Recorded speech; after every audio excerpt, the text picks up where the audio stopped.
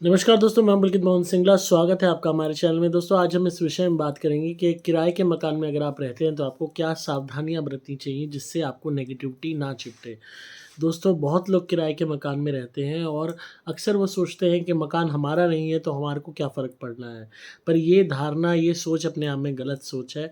अगर आप किराए के मकान में रहते हैं और आप ये समझ लो कि महीना भर भी उसमें आप रह गए और उससे ज़्यादा आप रहते हो, क्योंकि ऑब्वियस सी बात है, कोई भी 1 दिन के लिए, 2 दिन के लिए कि तो किराए पे मकान लेगा नहीं, उसमें सालों-साल रहेगा। महीने, 2 महीने, 3 महीने, 6 महीने, साल तो एक नॉर्मल सी बात है, मिनिमम 11 महीने तो लोग रहते ही हैं। अगर आप किसी भी मकान में महीने भर से ज़्यादा रह रहे हो और महीने भर क्या 1 दिन, 2 दिन में ही मकान की जो एनर्जीज़ हैं वो आप पे प्रभाव डालना शुरू कर देती हैं। अगर मकान में कोई नेगेटिव एनर्जी है तो वो भी आप पे प्रभाव डालेगी। अगर मकान का वास्तु खराब है, तो उस वास्तु खराब होने से जो दोष उत्पन्न हो रहा है, उस दोष का जो नेगेटिव असर है, वो भी उसमें रहने वालों पे प्रभाव डालेगा।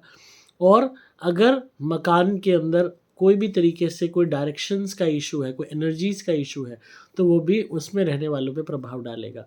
और अक्सर लोगों को पहले दिन के बाद अगले दिन से ही फ़र्क देखना, असर दिखना शुरू हो जाता है। धीरे-धीरे, क्योंकि हम शुरुआत में ये सोचते हैं हम नई जगह पे आए हैं, हमें एडजस्टमेंट में दिक्कत हो रही है, पर वो चीज़ें द मोमेंट आप उसमें रहना शुरू करते हो, वहाँ पे आपकी किचन शुरू होती है, वहाँ पे आप खाते हो, सोते हो, सेक्स करते हो, आप अपनी लाइफ़ जीने लगते हो, नहाते हो, शौच क्रिया करते हो। जब मोमेंट आप ये शुरू कर देते हो, तो तुरंत सारी एनर्जीज़, सारे दोष अगर उस मकान में होंगे, उस फ्लैट में होंगे, वो एक्टिवेट हो जाते हैं और आप पे असर करना शुरू कर देते हैं। इसमें वास्तु दोष भी आ गया, इसमें नेगेटिव एनर्जी भी आ गई, इसमें कोई डायरेक्शंस का इश्यू भी आ गया और अगर वहाँ पे कोई भी भूत-प्रेत ब्यादा है तो वो भी हो गई। तो हमेशा इस बात को ध्यान रखें कि किराए का मकान भी एक तरीके से आप पे उतना ही असर डालता है जितना आपका अपना मकान डालता। तो किराए के मकान में अगर आप चाहते हो कि आप नेगेटिविटी से बचे रहो या पुरानी कोई भी एनर्जीज़ हैं उनसे बचे रहो, तो आपको इन बातों का ध्यान रखना होगा बहुत ज़्यादा, जो मैं अब बता रहा हूँ। पहली चीज़, किराए के मकान को भी आपको हमेशा साफ़-सुथरा रखना होगा।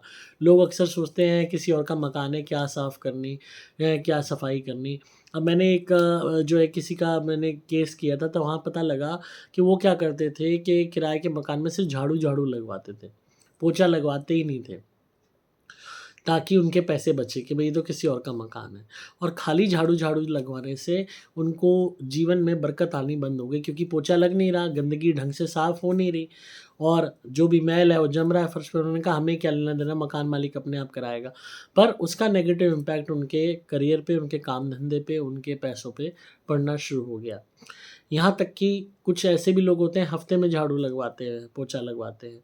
ये सोच के कि गंदा है, गंदा रहने दो, हमें क्या। तो जितना ज़्यादा आप गंदगी में रहोगे, कुत्ता जो होता है ना वो भी अपनी जगह साफ़ करके तब उस पे बैठता है और आप तो इंसान हो।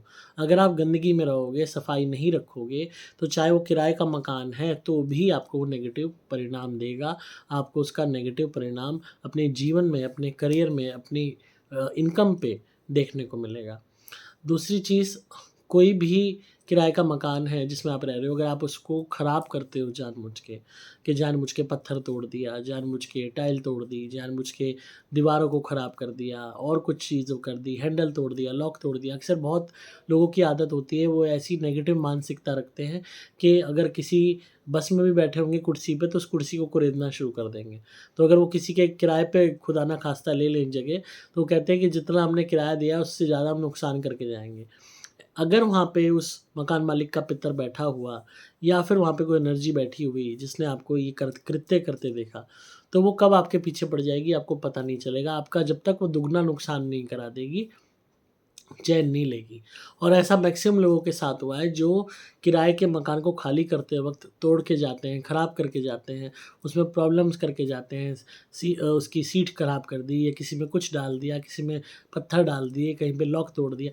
मतलब आप कोई भी तरीके का अगर फ़िज़िकल डैमेज प्रॉपर्टी को करके जाओगे अपनी खुंदक निकालने के लिए, तो यकीन मानो आपका उससे दुगना नुकसान किसी न किसी वे में हो जाएगा।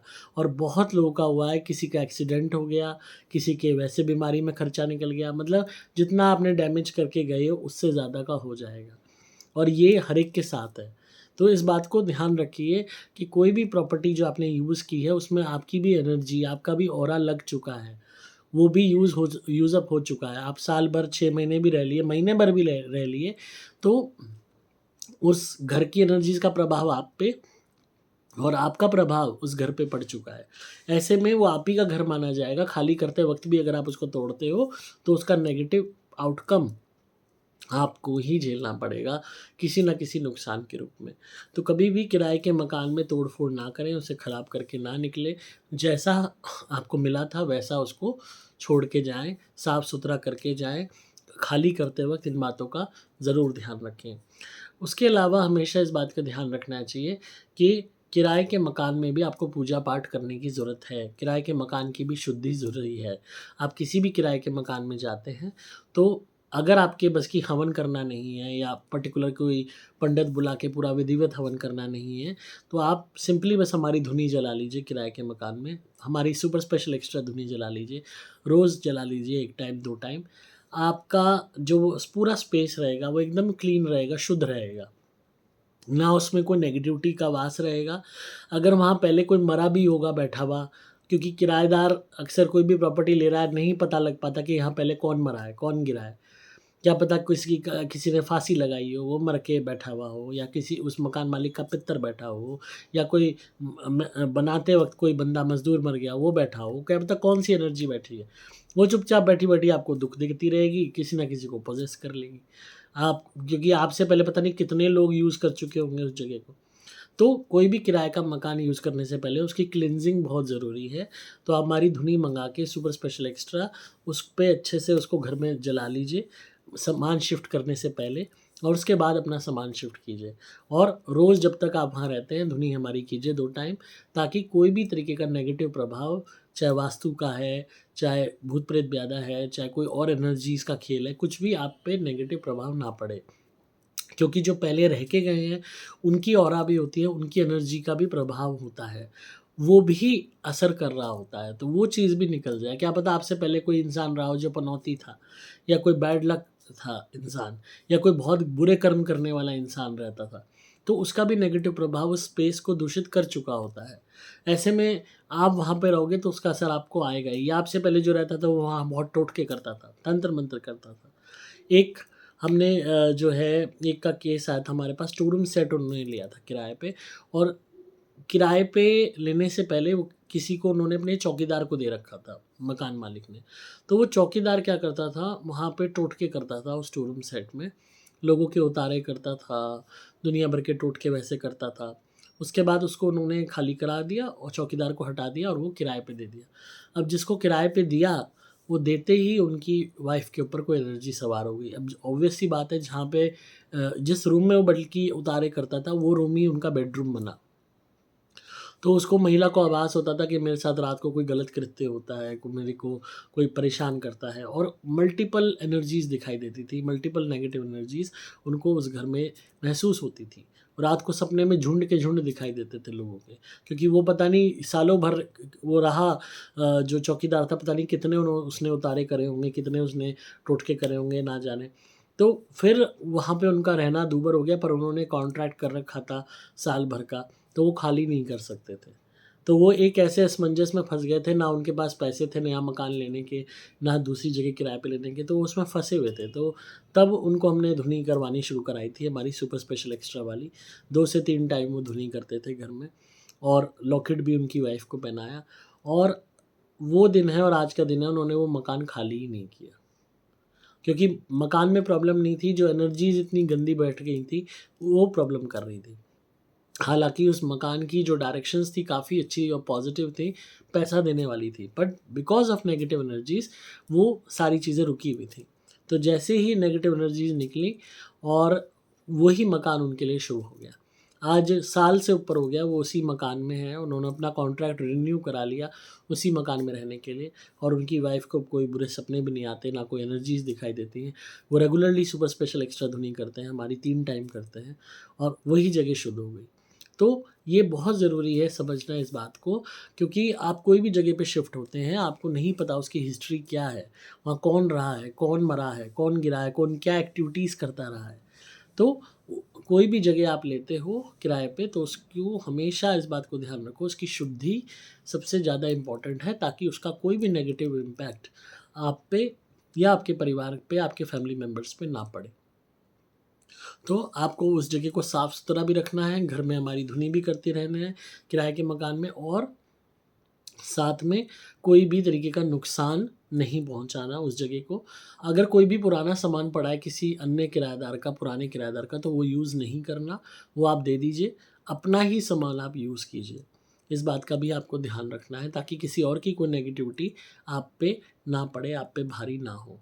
और अगर मकान मालिक क्या कहता है कि ये धुनी क्या है, क्यों कर रहे हो, क्यों जला रहे हो, सीधा बोल दो हम भगवान की पूजा करते हैं, भगवान के लिए धुनी जलाते हैं, भगवान के आगे जलाते हैं। आपको बोलने की ज़रूरत ही नहीं है और कोई चीज़। और कोई भी आपको आपकी रिलीजियस प्रैक्टिस करने से मना नहीं कर सकता, बाय लॉ भी। एज़ अ लॉयर आपको बता दूँ, आप अपनी रिलीजियस प्रैक्टिस, बहुत लोग हवन करते हैं, हिंदू धर्म में तो हवन सबसे ज़्यादा मेन इम्पोर्टेंस है, सनातन धर्म में, आर्य समाज में हवन तो मेन चीज़ है। तो धुनी जो हम आपको देते हैं, जो आप गोबर के कंडे पे जलाते हैं, वो इटसेल्फ एक मिनी हवन है। तो वो आपका राइट है, लॉ लीगली आपका राइट है कि आप धुनी जला सकते हो अपने घर में, चाहे आप किराए पे भी रहते हो तो भी। रिलीजियस राइट आपका है, फंडामेंटल राइट है कि आप जैसा चाहो प्रैक्टिस कर सकते हो अपनी रिलीजन को। तो वो आप जलाइए धुनी 2 टाइम 3 टाइम अपने घर में, किराए के ही मकान में जला के पूरे घर में घुमा के घर के बाहर रख दीजिए, बालकनी में रख दीजिए। तो और अपने आप देखेंगे धीरे-धीरे वही घर, वही किराए का मकान आपको बेनिफिट देना शुरू कर देगा। तो आई होप आपको आज की वीडियो पसंद आई होगी और आप इस बात पे गौर करेंगे। तो इसी तरह सुनते रहिए, प्यार देते रहिए। आप धुनी मंगा सकते हैं, सुपर स्पेशल एक्स्ट्रा प्रोटेक्शन के लिए लॉकेट भी मंगा सकते हैं। आपको सिंपली मोबाइल नंबर 8130331007 पे व्हाट्सएप मैसेज करना होगा। नंबर दोबारा बोल रहा हूँ, 8130331007। डिस्क्रिप्शन में आपको डिटेल्स मिल जाएंगी। मैं हूँ आपका दोस्त पुलकित मोहन सिंगला।